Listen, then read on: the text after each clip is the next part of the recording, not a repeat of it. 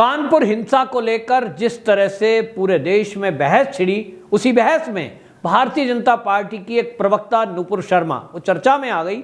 और चर्चा में इसलिए आई कि उन्होंने टीवी डिबेट में कुछ ऐसा बोल दिया जो इस्लाम के मानने वालों को बुरा लगा, और उन्होंने इसके लिए एक अभियान छेड़ा जो विदेशों तक चला और अरब कंट्रियों से भी भारत विरोधी खबरें आने लगी। इसी विषय को लेकर के अरब कंट्रियों में आपको बताएं, भारतीय सामान का बहिष्कार का एक आंदोलन चलाया गया, सोशल मीडिया के जरिए ट्विटर पर हैशटैग चलाया गया, और इन सब में जो चीजें सामने आई वो हमने देखा कि भारतीय जनता पार्टी ने नुपुर शर्मा को पार्टी के प्राथमिक सदस्यता से निकाल दिया। इसको लेकर देश में बहस छिड़ी हुई, और बहस ये हुई कि क्या हमारी सरकार जो अरब कंट्री हैं उनके दबाव में आ गई है, क्या भारतीय जनता पार्टी उन अरब शेखों से डर गई है। तो इसके मुद्दे पर दो राय हैं, जहां एक तरफ सरकार के मानने वाले और भारतीय जनता पार्टी के जो पक्षकार हैं वो ये कहते हैं कि देखिए ये एक रणनीति है, और रणनीति ये है कि जो पार्टी की नीति है, जो पार्टी की गाइडलाइन है, जो पार्टी का संविधान है, वो नहीं कहता कि हम किसी के धर्म के बारे में कुछ बोलें। लेकिन सवाल ये भी है कि नुपुर शर्मा ने अपनी तरफ से किसी के भी धर्म को बुरा भला बिल्कुल नहीं कहा। उन्होंने केवल इतना कहा कि आपकी किताब में ये लिखा है। बहस इस बात पर छिड़ी कि जिस तरह से अरब कंट्री ने ये धमकी दी कि वो भारत के सामान का बहिष्कार कर देगा, इस धमकी के कारण क्या ऐसा हुआ है कि नुपुर शर्मा को बीजेपी से निकाल दिया गया, या इसके पीछे मुद्दा कुछ और है। तो आपको बताएं, देश के जो अर्थशास्त्री हैं वो इस मुद्दे पर यह कहते हैं कि भारत की स्थिति आज इस तरह की बेशक ना हो कि हम अरब कंट्रियों की हैंकड़ी में ना आए, क्योंकि व्यापार दोनों तरफ से होता है। जहां एक तरफ करोड़ों रुपए का हम प्रति वर्ष आयात करते हैं, वहां निर्यात भी करते हैं, तो एक दूसरे पर दोनों देश निर्भर हैं। यहां आपको यह भी बताएं कि जिस तरह से इस्लामिक देशों ने नुपुर शर्मा के मुद्दे पर विरोध प्रकट करने की बात की, हमने कई बार देखा है कि यह पहला मौका नहीं है। कई बार हम देखते हैं कि जब पाकिस्तान के खिलाफ भारत कोई कार्रवाई करने की बात करता है, कई बार आतंकवादी और आतंकवादियों पर जब कोई कार्रवाई करता है, सीएए के मुद्दे पर जब हमने देखा, उस समय भी वहां से विरोधी स्वर उठे थे। सवाल यह है कि क्या हमारा देश बिना अरब कंट्रियों के अपना काम चला सकता है? क्या हमारा देश उन अरब कंट्रियों के व्यापार के बिना, उनके बहिष्कार करने के कारण हम सरवाइव कर सकते हैं? तो मैं कुछ आंकड़े आपके सामने रखना चाहूंगा। आपको बताएं, नुपुर शर्मा के मामले में जो विवाद उठा, मैं उस विवाद पर कतई नहीं पढ़ना चाहता कि किसने क्या कहा, वो सही था कि गलत था। लेकिन मैं जो आपके सामने बात रखना चाहता हूं वो ये कि जिन अरब कंट्रियों ने भारत के वस्तुओं का बहिष्कार करने का कुछ हैशटैग चलाया था, उसके वजह से क्या भारत की अर्थव्यवस्था पर या भारतीयों पर कुछ फर्क पड़ता? मुद्दा यह भी है कि अगर भारत अरब कंट्रियों को निर्यात करना बंद कर देगा तो क्या उन अरब कंट्रियों का काम चल पाएगा? तो जवाब है नहीं, बिल्कुल नहीं चल पाएगा।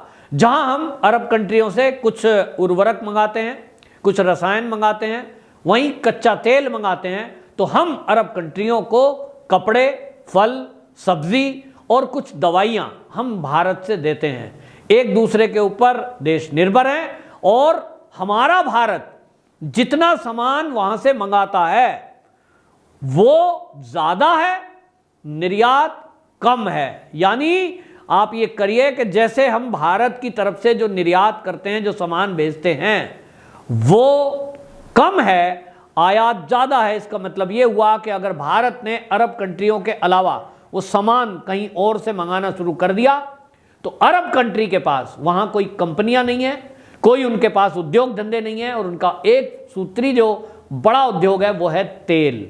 कच्चा तेल बेचकर वो अरब कंट्रियां पैसा इकट्ठा करती हैं, और अगर हम वो तेल अरब कंट्रियों से लेना बंद कर दें तो अरब कंट्रियों के सामने आर्थिक स्थिति भयंकर पैदा हो सकती है।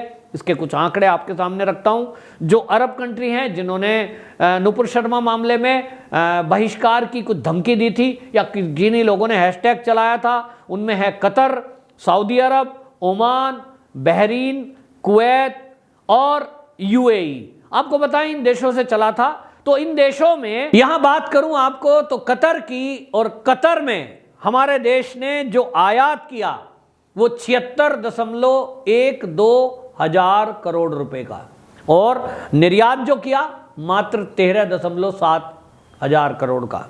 अब आप इससे आइडिया लगा सकते हैं कि कहां 76.82 हजार करोड़ हम वहां आयात कर रहे हैं, उनसे कच्चा तेल और बाकी सामान ले रहे हैं, और हमारे देश से जो निर्यात हो रहा है मात्र 13.7 हजार करोड़ का। इसी तरह बहरीन की बात करूं तो 2021-22 में हमारे देश ने जो आयात किया वहां से वो 7.49 हजार करोड़ रुपए का, और निर्यात कितने का किया? 5.23 हजार करोड़ का हमने निर्यात किया। इसी तरह सऊदी अरब की बात करें तो आयात जो हमने किया है वो 254.67 हजार करोड़ रुपए का, निर्यात जो हमने किया मात्र 65.3 हजार करोड़ का। कुवैत की बात करें तो 82 हजार करोड़ रुपए का हमने आयात किया, मात्र 9 हजार करोड़ रुपए का हमने सामान निर्यात किया। यूएई की बात करें तो 3,34 हजार करोड़ रुपए का आयात हमने यूएई से किया है, और निर्यात किया है 2,09 हजार करोड़ रुपए का। इराक की बात करूं तो इराक से हमने जो आयात किया वो 2,38 हजार करोड़ रुपए का आयात किया, और निर्यात किया मात्र 17 हजार करोड़ रुपए का। इससे आप आइडिया लगा सकते हैं कि हम भारी मात्रा में वहां से आयात कराते हैं, निर्यात मात्र मामूली सा होता है। ओमान की बात करें तो 23 हजार करोड़ रुपए का हमने निर्यात किया, जो आयात किया वो है 51 हजार करोड़ रुपए। इससे आपने आंकड़ों में देखा होगा कि हमारा देश वहां से जो सामान मंगाता है वो अरब देशों से 70% जो उनका तेल निर्यात होता है भारत मंगाता है। और आपको बताऊं वहां जो भारतीय कामगार हैं अलग अलग, चाहे वो लेबर है, चाहे वो सुपरवाइजर हैं, फिर चाहे वो डॉक्टर हैं, अलग अलग फील्ड में जो नौकरी करते हैं उनकी संख्या 40 से 45 लाख है। एक बड़ी संख्या भारतीयों की अरब कंट्रियों में नौकरी करती है। लेकिन एक सच आपको बताऊंगा जिसको सुनकर आप चौंक जाएंगे, और वो सच ये है कि ये जो 40 से 45 हजार भारतीय वहां नौकरी करते हैं यानी अपनी सेवाएं देते हैं, इन लोगों में जो हिंदू हैं यदि उनकी मृत्यु हो जाती है तो उनको वहां शमशान घाट वहां पर मुहैया नहीं है। वहां अरब देशों में इस्लामिक नियम के अनुसार अपनी डेड बॉडी जो अंतिम क्रिया करने के लिए हिंदुओं को केवल जमीन में दफनानी पड़ती है, जलाने की अनुमति नहीं है। इसकी वजह से जिनके पास पैसे हैं वो हिंदू, अगर उनके घर का कोई व्यक्ति की मृत्यु वहां हो जाती है अरब कंट्रियों में, तो उसकी डेड बॉडी को हवाई जहाज के जरिए भारत लाते हैं, जिसका एक मोटा पैसा उनको चुकाना पड़ता है। और जो गरीब हैं या सामान्य नौकरी करने वाले हैं उनकी मजबूरी है कि वो हिंदू रीति रिवाज से अंतिम क्रिया तक उस शव की नहीं कर सकते जो अरब कंट्री में नौकरी करते हैं। एक तरफ नुपुर शर्मा पर बात करने वाले, एक तरफ हिंदू मुस्लिम भाईचारे की बात करने वाले, एक तरफ आज की डेट में जो बड़ी बड़ी डिबेटें करते हैं, वो कभी भी इस बारे में बात नहीं करते कि एक देश अगर वो ये इस बारे में डिबेट कभी नहीं करते कि अगर इस्लामिक देश हैं और वहां दुनिया के लोग नौकरी के लिए जाते हैं तो वहां क्रिश्चियन भी नौकरी के लिए जाते हैं। वहां ऐसा नहीं है कि मुसलमान ही नौकरी के लिए जाते हैं, सिख भी जाते हैं और हिंदू भी वहां नौकरी करते हैं। लेकिन ऐसे देशों में अंतिम क्रिया के लिए मजबूरन उनको उनके धर्म के अनुसार ही अंतिम क्रिया करने को मजबूर होना पड़ता है। ये दुर्दशा नहीं तो क्या है। और इसको लेकर के भारत सरकार का जो रवैया है अभी तक हमें देखने को मिला है कि वो उतना सख्त नहीं है जैसा एक सशक्त भारत का होना चाहिए। उसका एक कारण यह है कि हम जो कुल कच्चा तेल भारत में इस्तेमाल करते हैं, जो हमारी खपत है कुल, उसका 70% अभी तक इन अरब कंट्रियों से आ रहा था और इसका सब्स्टिट्यूट हमारे पास नहीं था। लेकिन अभी हाल ही में हमने देखा कि जब से मोदी सरकार 2014 से आई है, इसका एक सब्स्टिट्यूट ढूंढने की कोशिश की गई। मोदी जी के द्वारा ये कोशिश की गई कि ये जो अरब कंट्रियों की जो OIC की हैंकड़ी है, ये जो बार बार धमकी देते हैं और कई बार पाकिस्तान जैसे आतंकवाद परस्त देश के साथ खड़े हो जाते हैं, इसका विकल्प क्या हो, इस पर मोदी सरकार ने विचार किया। तो आपको बताऊं कि इस विकल्प के साथ रूस से कच्चा तेल आयात करने का भारत ने निर्णय किया और आज वो जो डे बाय डे बढ़ रहा है उसके आंकड़े आपके सामने रखूंगा और वो भी सस्ती दर पर आयात करने का जो फैसला किया है।